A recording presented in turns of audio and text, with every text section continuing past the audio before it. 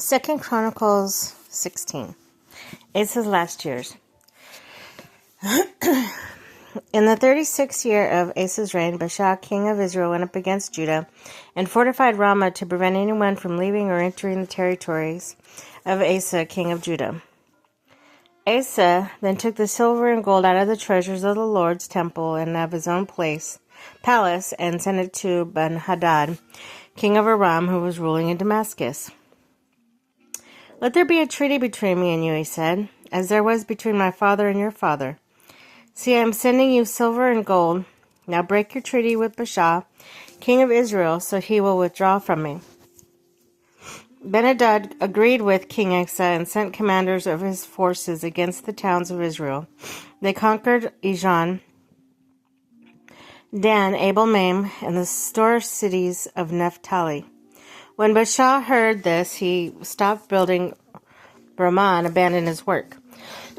Then King Asa brought all the men of Judah, and they carried away from Ramah the stones and timber Baasha had been using. With them he built up Geba and Mizpah.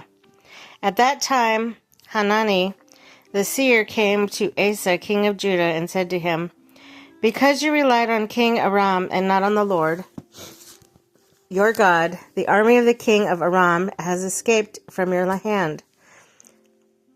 Were not the Cushites and Libyans a mighty army with the great numbers of chariots and horsemen? Yet when you relied on the Lord, and he delivered them into your hand, for the eyes of the Lord range through the earth to strengthen those whose hearts are fully committed to him. You have done a foolish thing. From now on you will be at war."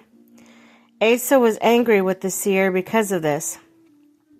He was so enraged that he put him in prison.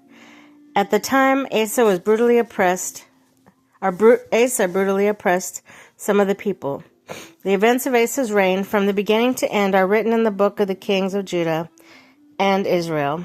In the 39th year of his reign, Asa was afflicted with a disease in his feet. Though his disease was severe, even his illness, he did not seek help from the Lord, but from the physicians. Then in the 41st year of his reign, Asa died and rested with his ancestors. They buried him in the tomb that he had cut out for himself in the city of David.